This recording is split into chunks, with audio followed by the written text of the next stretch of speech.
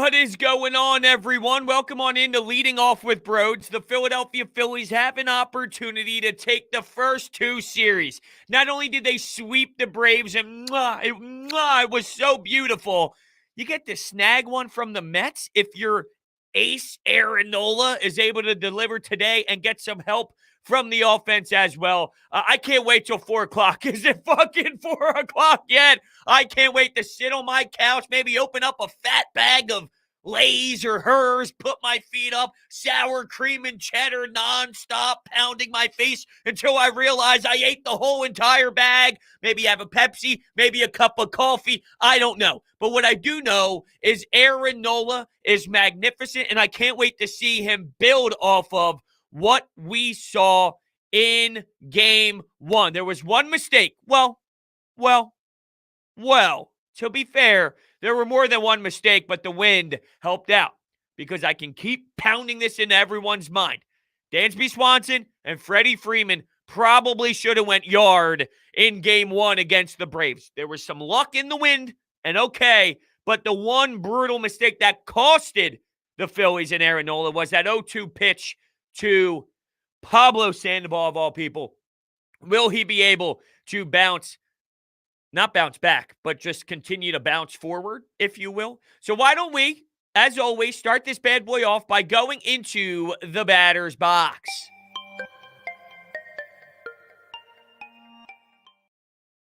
Boom, here we go. Aaron Nola looking the lead, and I can't wait to see him establish his nasty stuff early.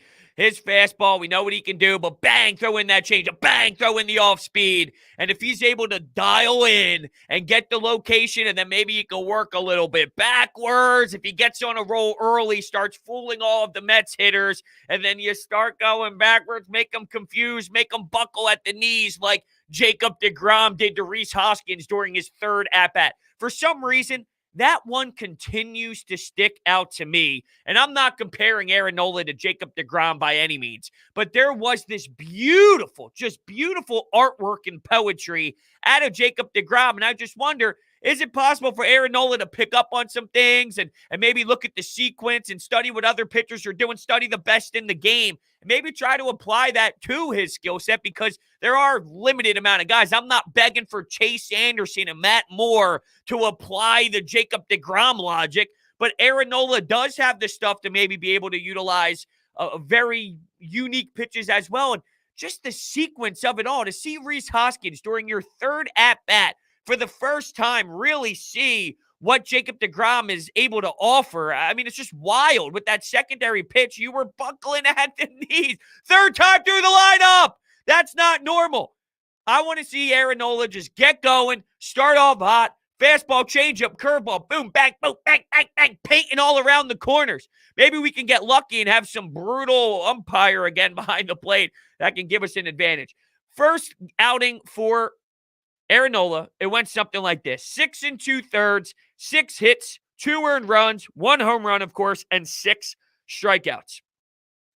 Maybe you get a little bit more freedom instead of a quick trigger. Now it's the second start of the season, although, in reality, is it that much? Is it now ready to go? If you're Joe Girardi, you're not going to be making those quick decisions.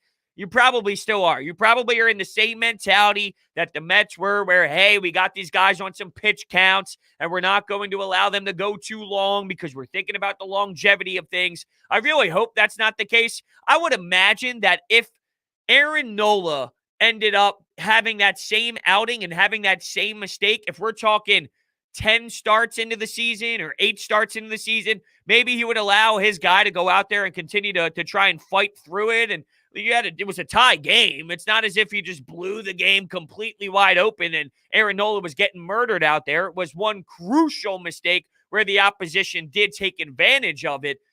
I wonder just later on as we continue, are you still going to have Joe Girardi walk up there and say, hey, give me the ball? Because you have Kinsler, because you have Alvarado, because you have Connor Brogdon, because you now have a bullpen that you can rely on. How will that dictate the managerial side of things when it comes to Joe Girardi? And I didn't like what I saw yesterday when someone was struggling. Some individual that I will not name until later on in the batter's box, and I'm so disgusted in myself that I even had to type out his name once again. Year 32, and I'm still typing out the name Vince Velasquez. I can't. We'll wait until his name actually pops up on my screen before we even go down that road. He's going up against Peterson. Every time I see that, I think of Doug Peterson. Unfortunately, I can't get all those press conferences out of my damn mind, and the visor and the gray hair sticking out of the visor. That's what I think about now when I see Peterson. But when I looked up, what his usage rate was, I wanted to see some of his usage rate stuff. Slider 25% of the time last year, changeup 18% of the time, and the sinker 15% of the time. So he does have a nice repertoire there. There was the fastball, of course, that he throws. I think it was around 37, 38%. So that's kind of his repertoire. A 3.44 ERA last season. So he is a hittable guy. All right. He's a player that, sure, he can have some nice stretches and he can work around a bit, but you can definitely exploit this matchup. And what tickles my fancy is the fact that I am loving the batting order today. I think the batting order makes a ton of sense, and it's not what you had yesterday, although I understood yesterday. Bamboo Brad, tough day at the office, 0 for 4. Matt Joyce leading off. I didn't love it. I understood what they were trying to do, but I didn't love it. It clearly backfired. That Marcus Stroman philosophy. And like I said, I don't mind their approach. You had a guy last year who was allowing a 291 batting average to lefties. So try and get as many lefties into the lineup as possible. Get some utility guys in there. But the way Stroman was pitching, what did he do? He constantly got ground balls over and over again, grounding out, ground out, ground out. One side of things that I should put in the batter's box, even though I didn't think about it till right now, is because I just touched on Joe Girardi and I mentioned the managerial side of things. I don't know if Rojas knows what the hell he's doing. For Dominic Smith to be in the lineup yesterday, and he's in the lineup now, when you think about that Matt Moore experience in the first game against DeGrom, when he gets yanked, why aren't you pinch hitting? Like, the pinch hitting, he was all over the place. He had no clue what he's doing. And I just think if you're looking at, okay, starting pitcher versus starting pitcher, we give advantage to Aaron Nola today. Manager versus manager, you would have to give the manager bonus to the Philadelphia Phillies. I don't think Rojas knows. He doesn't think ahead. You have to be able to think ahead. If you don't have Dominic Smith in the lineup for a reason, and whether you want to say it's defense or not defense, I think we all know what you were trying to do when you put out your first lineup against Matt Moore, because Matt Moore is the lefty. But when they make that switch and they go to Kinsler and you have bases loaded and you're not pinch hitting, I mean, it's just crazy to think about some of the decisions that Rojas has made to this point in this series. And if I'm a Mets fan, I'm extremely discouraged from what I've seen out of him to this point. And it clearly wasn't their first option when the whole debacle went down with who they really wanted and the Astros and this and that. But damn, it's been a nightmare series so far when it comes to the manager side. Cosmicon comes in with the $10 donation. Are you worried Nola has a problem giving up home runs? There was 2019 when he seemed to give up a lot more. The same story at the end of 2020. And without the win, you would have had 3 already. There is something to be said about that side of Aaron Nola. He does make mistakes. There's once in a blue moon where he has an outing where he doesn't have that mistake. But for the most part, let's be realistic. Aaron Nola does have some problems with allowing that one. Like, he'll be cruising. He'll be blowing through lineups. And then before you know it, there's maybe not necessarily an 0-2 pitch that I don't like. I'm just bringing that up because that was the last one that we witnessed. But there are times where there's a delivery, 1-2 pitch, 2-1 pitch. Maybe he falls behind where he wasn't doing that all game. He finally falls behind in a count, and then bang, whoever's up the bat makes sure that thing was crushed. So there always does seem to be that one back-breaking pitch or that one game-tying pitch out of Aaron Nola. So am I concerned? Describe concerned. I guess, here's the thing. He's going to have an insane amount of success even with those mistakes. Because you're right, he has had those mistakes over the last couple of years. But how do we look at him one way?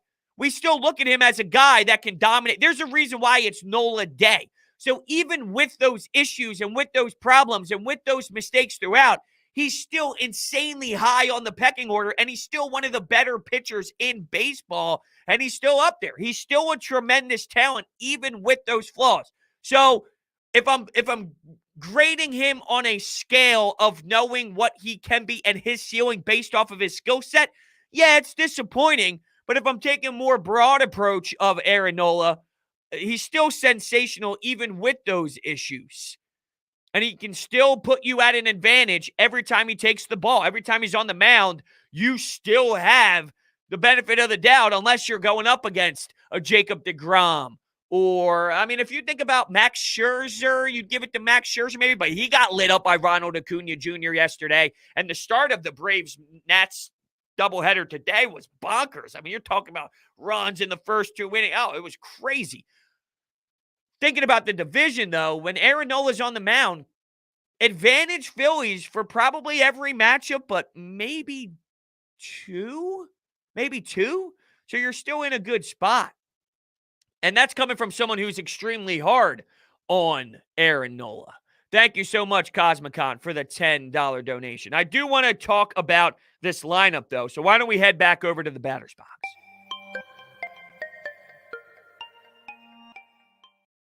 All right, considering the circumstances, this is exactly what I want to see out of this lineup when you're talking about who's on their roster right now, what is available right now. This is it. I mean, I'm very intrigued and very excited for this lineup. This is the lineup when I shake my head and I go, all right, look, you can maybe switch out the center field thing, and that's a debate we are constantly going to have after every game. Whenever Hasty goes 0 for 3 in a walk, we'll bitch and complain about it. When Adam Hasty gets 2 hits, a double and a single, we won't bring it up. It's just the nature of the beast. Every time there is something that happens in center field that's bad, you're going to bring up the alternative in Odubel Herrera.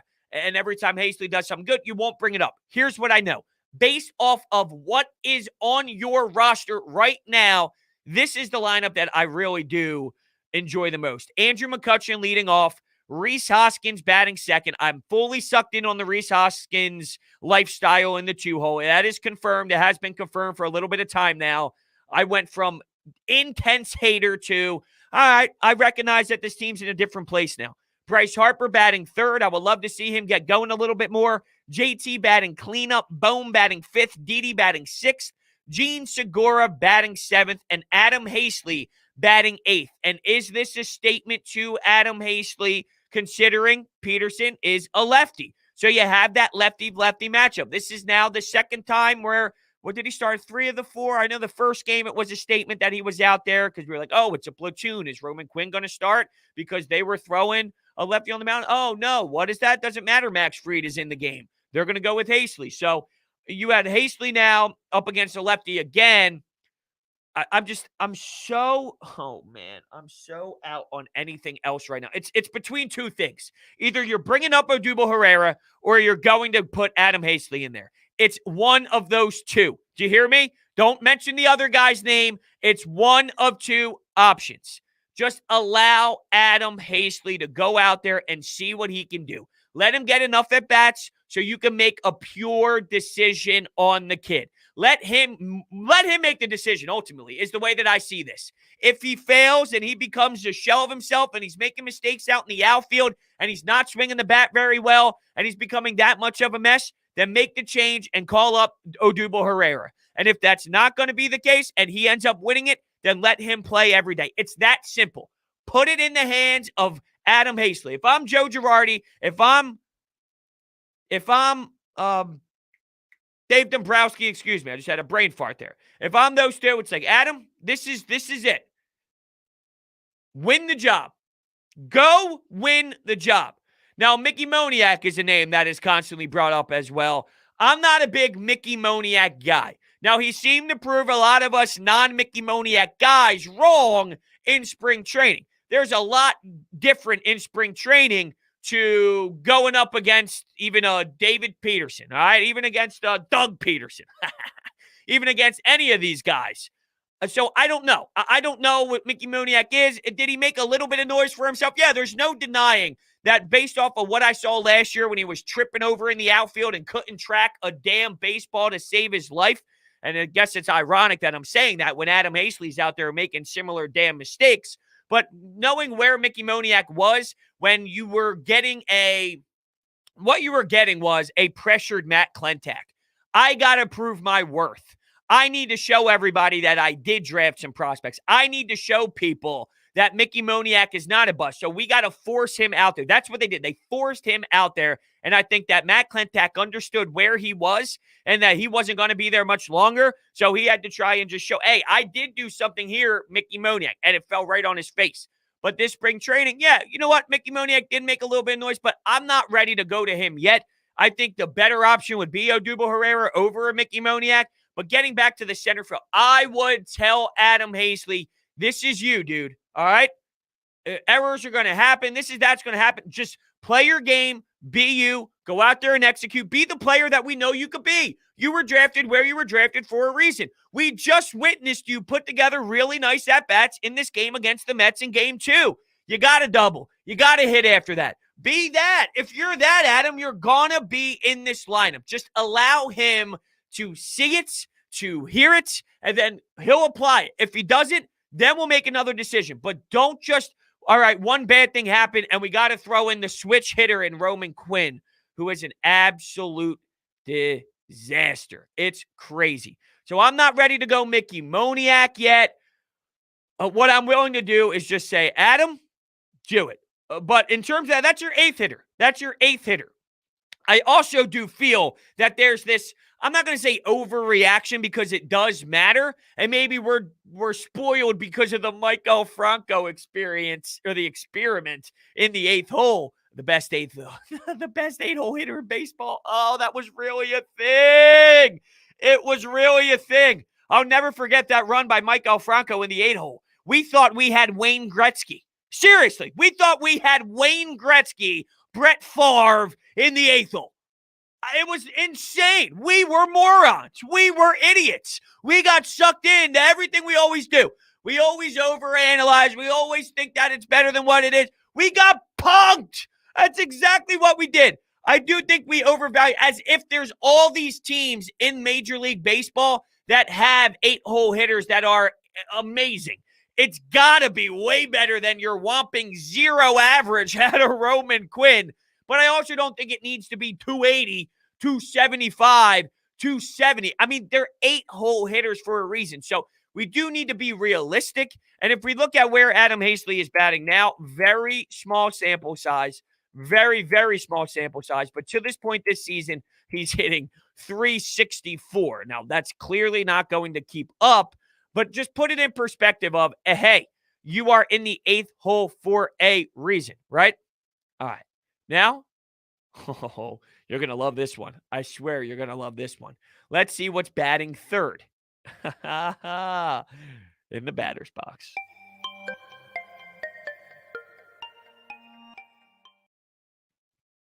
That's right. Please, can we stop with this garbage? All right? Can we please stop with this trash of Vince Velasquez? You picked up a real bullpen for a reason. What was the thought process this offseason? Get guys who can throw. Get players who know what they're doing in the pen. Veteran guys who know how to actually throw the baseball, and after one inning of play, they don't fall apart and lose their command within seconds. Vince Velasquez sucks. Vince Velasquez blows. We've watched him blow for the last 36 seasons. Can we please stop with this mess? And I mentioned how you got to give advantage to Joe Girardi when you look at the manager matchup. Well, I'm going to be honest with you. I'm actually disgusted with how he managed specifically the Vince Velasquez experience yesterday. Now, I hope that was a teaching moment.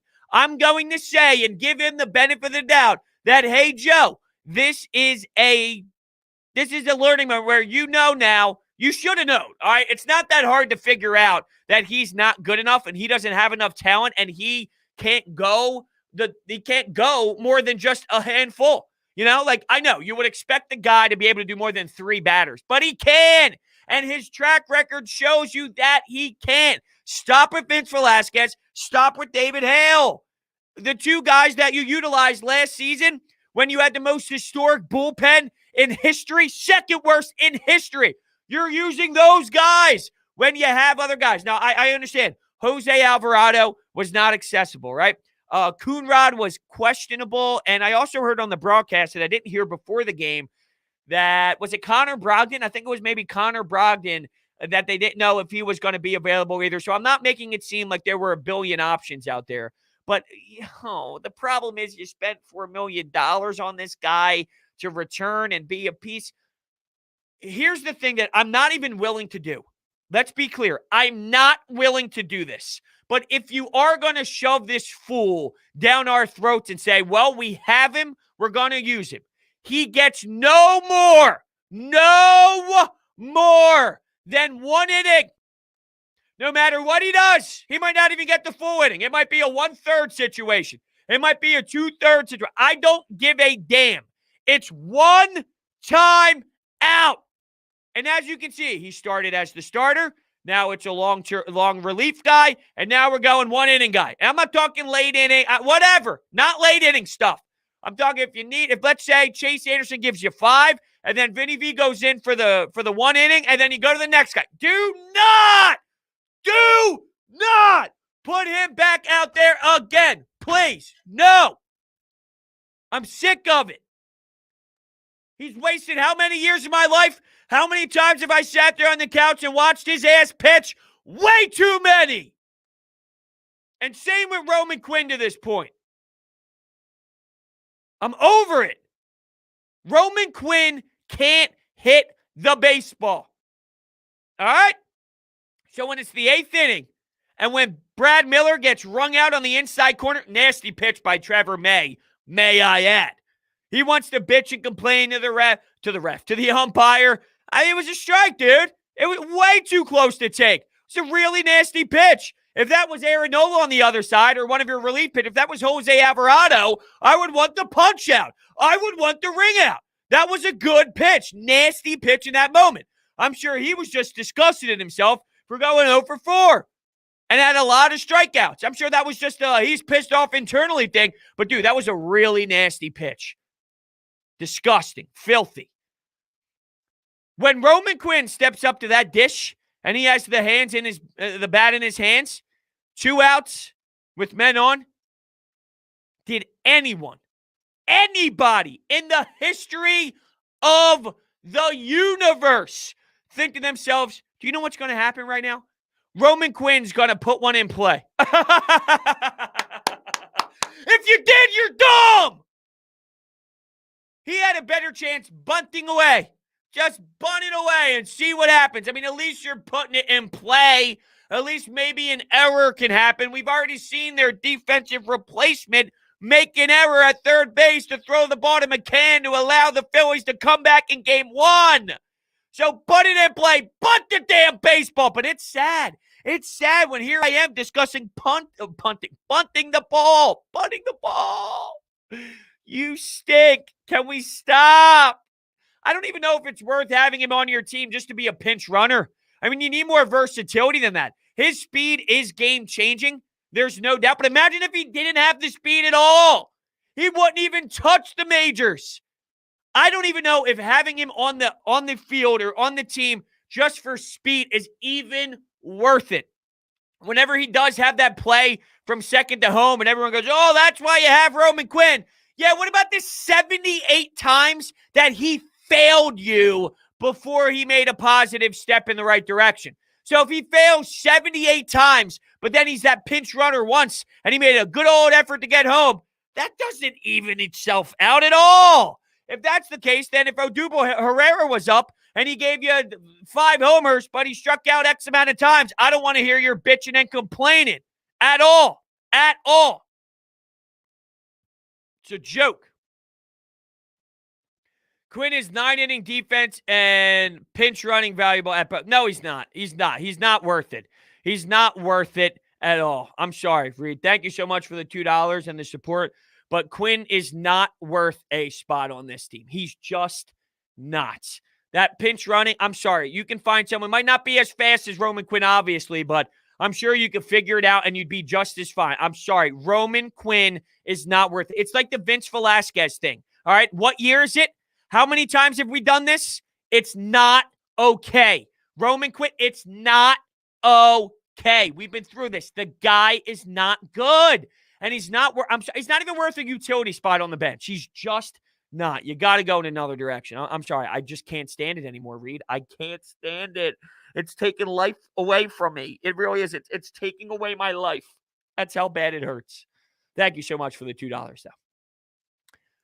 Run it back. My man DJ Eastwood. Super chat, train, donate to this man. He's never stopped working. Thank you so much, DJ, everyone. I'm sure does know DJ. If not, make sure you check him out. He does some great 76ers and Eagles content.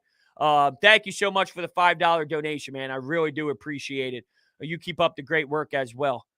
Joel Embiid is my father, for whatever that's worth. But thank you so much, DJ Eastwood. I always feel weird calling him like DJ Eastwood. Like, that's, you know what I mean? Like, I mean, people call me Brodes, and my name's actually Hunter Brody, but going like, hey, DJ Eastwood. Unless you really, if you go by that, like I go by Brodes, well, then it makes sense. But it just makes me feel a little funky. It's like I'm calling someone DJ.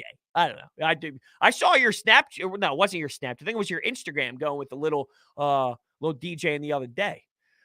Logan with the $2 donation. Quinn has speed, and that's about it. He should go. You're not wrong. He should go. He should go. He should go. The thing is, if you're looking for Odubel Herrera, and I haven't seen anything. Seriously, I haven't seen anything on Odubel Herrera at all in terms of what he's doing, what's happening in the minor leagues. Like, I honestly haven't seen anything on Odubel since he has been sent down. I don't even know, because last year it was like a inter squad thing. For my knowledge, it's a little bit more intense this year, but he hit 231 with the 245 OBP in spring training. In 53 at-bats, he had 4 home runs, 4 RBI, a stolen base, 1 walk. He did strike out 11 times. But do you want to go to Roman Quince? I mean, it's crazy. But the thing is, if they are going to make that decision of Odubel Herrera, and I do think that they have it in their back pocket, he's going to have to blow them away. Oh, my God. Roman Quinn struck out 15 times in spring training. He already has 6. Roman Quinn has 6 strikeouts in 8 at-bats. 10 plate appearances, actually. Hold on. Why is this not loading? Why is it looking like this? What the hell is going on with this page? Regardless, my man has 6 strikeouts, and that ain't good, okay? That's not good at all, and he cannot continue to walk up to the plate for this team. I'm done with it. Quinn has speed. That is about it. All right.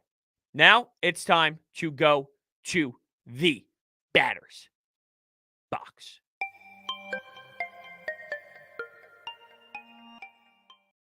All right, here we go. Your thoughts, your comments now that we have hit on the main topics that I wanted to discuss here.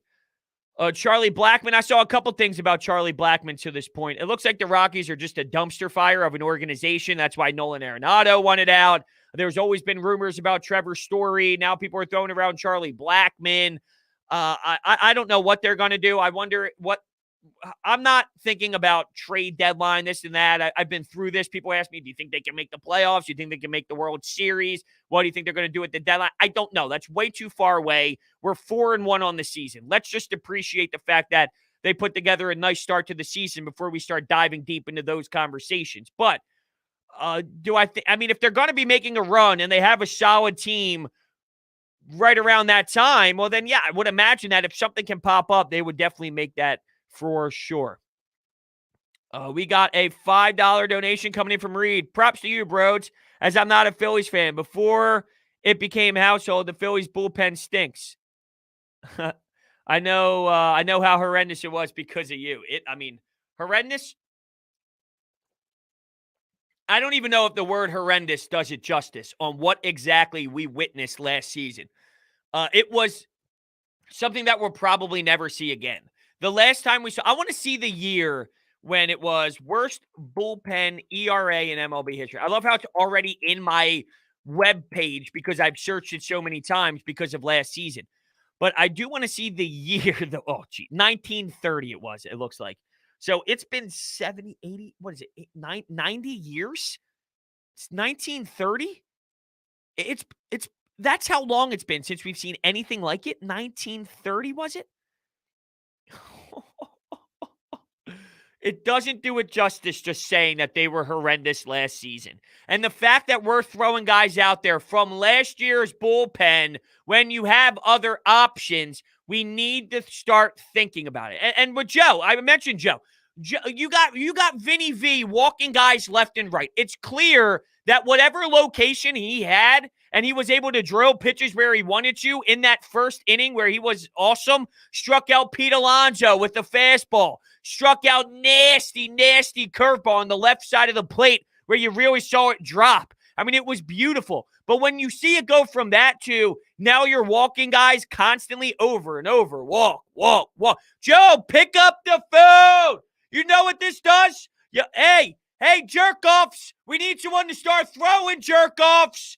Hey, this guy's not getting the job done. Why don't we make a decision here? Joe, pick up the phone. Pick up the phone. Come on, Joe. You got to be better than that. Way too long. It's a bad decision out of Joe. I like Joe. Be better, Joe.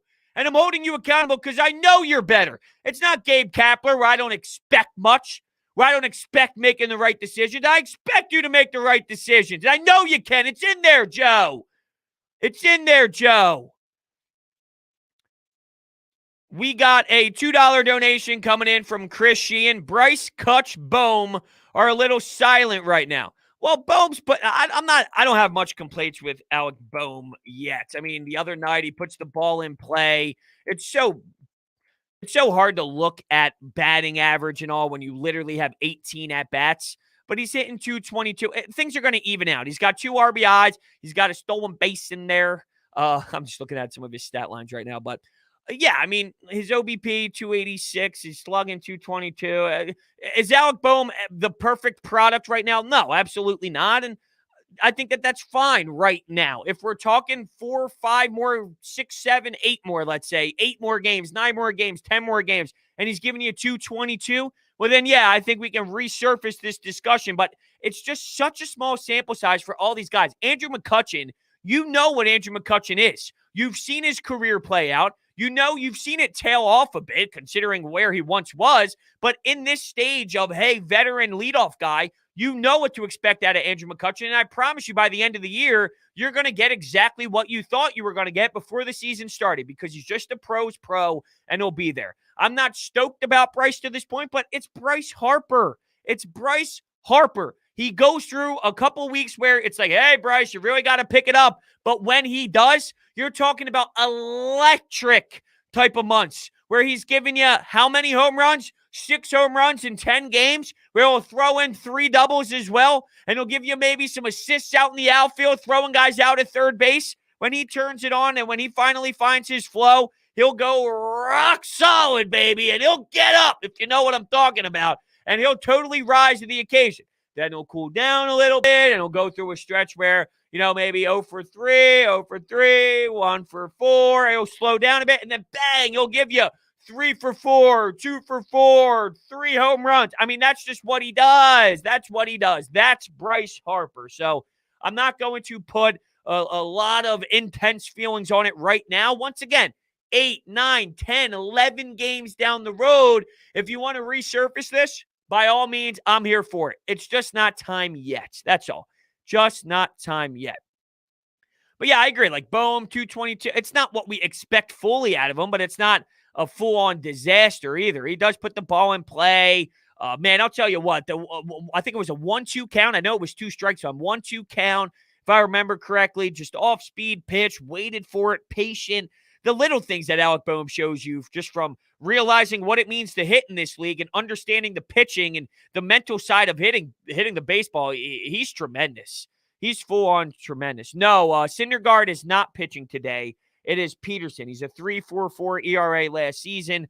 And as I was talking about a little bit earlier into the show, when you look at some of his pitch usage, 25% slider, he uses his fastball around 37%, 18% changeup, got a sinker in there as well. So just something to look at according to the pitch usage online. So, just to kind of look at his repertoire and the percentage that he likes to work around a little bit. It's not like he got a huge sample size on who he is. Pitched last year. So just something to look at. Yeah, Noah Syndergaard is, man, talk about a guy where when you used to think of the Mets, you thought about that 1-2 punch. You thought about Thor with the long blonde locks. That looked fantastic, by the way. I got to give him a round of applause just for the good flow lifestyle. But, yeah, I mean, he has just tailed off and dipped off completely from where he once was to now. And, yes, there's been injuries that have played such a significant role on who he was. But last year, you didn't have stats for him in 2019, a 4.28 ERA. But before that, 2016, 2.60, 2.97, paired with Jacob deGrom. Talk about a 1-2 punch. It was electric. But, yeah, he hasn't been there for this team in a little bit of time. Brodes, also, have you seen the pitchers the Phillies are going up against? It's not easy to hit these guys. Yes and no. I mean, Fried just got torn apart. But yeah, I mean, they didn't go up against legit world beaters other than Jacob deGrom, right? I mean, when you go up against Fried, you can get to him. And they did get to him. Ian Anderson, disgusting changeup. I'll mention that every single time the name Ian Anderson comes up because I'm falling in love with that pitch out of him. It's dynamic. But I mean, these aren't world beaters. Nice pitchers. They went up against nice pitchers. The only guy that it's, hey, you can completely understand getting waxed and getting hosed is Jacob deGrom because he does that to everybody, no matter if you're the best hitter on the planet or not. Babe Ruth wouldn't stand a damn chance against him. Peterson is on the bump for the Mets. All right, so this is a good question. Who do I think is going to hit a homer today? Both guys? Can I utilize both teams, I should say? Let's go with, because I think there's going to be more than one involved, and I think both teams are going to record a homer. So looking at the lineup here, let me get my pen and circle who I'm going to mention. We got Kutch, we got Reese, we got Harper. I went with Harper yesterday as being that guy, so maybe not. Let's go with Didi hit one. Let's say Didi goes 2 games in a row. So I'll say Didi Gregorius gets a ding-dong for the Phils. And if we're looking at the Mets, let's go with, is Dominic Smith going to do? Am I going to go 2? I can't do that, right? 2 guys that homered yesterday are going to do it again. But Dominic Smith is on this tear against the Fightins. Pete Alonso also with a dong. Let's go Conforto. I'll go Conforto just to switch it up a bit. I don't want to do 2 guys. So if I had to choose one from each team, I'll go with Didi Gregorius for the Phils, and I will go with Conforto for the New York Mets. It says here, I don't even watch baseball. I'm here to support. What you should do, though, is turn it on today. How about that? Throw it on today. Get a little go Phil. I want you to get to this point. Go Phils. That's the goal. I want you, I don't even watch baseball, to get here. Go Phils! 5 exclamation points. Go Phils! That's what I want.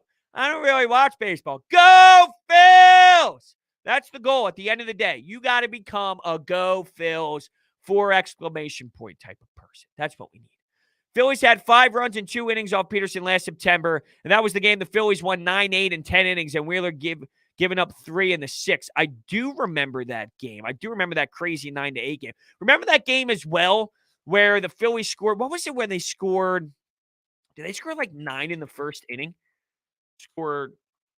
Might have even been more than that. Let's see what it was. I don't remember exactly what it was. It was 12. It was 12 runs. Oh, no, 10 runs. Oh, these are 2 different occasions. It looks like Phillies are up for 12 runs in the first inning. That was 2 years ago. And that was against so many damn games. That was against the Nationals. Huh. I don't remember that one as much as the one against the Mets. But, man, talk about a hell of a performance. That would be nice. That would be entertaining. We got some. Harper has one today. I think 3-run bomb. Well, that would just be incredible. Do I think the Phillies can keep up this pace? Do I think they're going to go 4-1 every 5 games? No, not necessarily. If this is who they are, though, And I do think their offense needs to wake up a bit more than what we have experienced to this point, and I think it naturally will. But if you're asking me the question, do I think the Phillies can hang in there? I do. I do think the Phillies can hang in there. I don't think the Braves are, and let's see how they're doing against the Nationals in that first game because they haven't won a damn baseball game yet. And if they start out, that's what they lost. Oh, nope. They won today their first game. They have a doubleheader against the Nationals. They did win 7-6. So they finally got their first win of the season. I was going to say, if the Braves start out 0-5, not that you can't dig yourself out of a hole in a 162-game season, but if you're looking at the Phillies starting out the complete opposite, it would put you in a good spot. When you look at this team and who they have shown you that they can possibly be this season to this point, they can hang in there. And you could be talking about August, September, and being in the stretch. I don't know about winning the division. I don't know about this and that, but can they be involved with the back end stretch if there's not a dumpster fire collapse like we have seen so many damn times over the last few years with this portion of the core? Well, then, yeah, they can be in there. They just can't. And I feel like they've had so many painful moments over and over and over again that it's time. And they know that it's time to now change that narrative that they are the collapsing team. 7-inning games are stupid. I agree so much. Hoskins feels like he's hitting bad, but he's hitting good. I don't know what that means.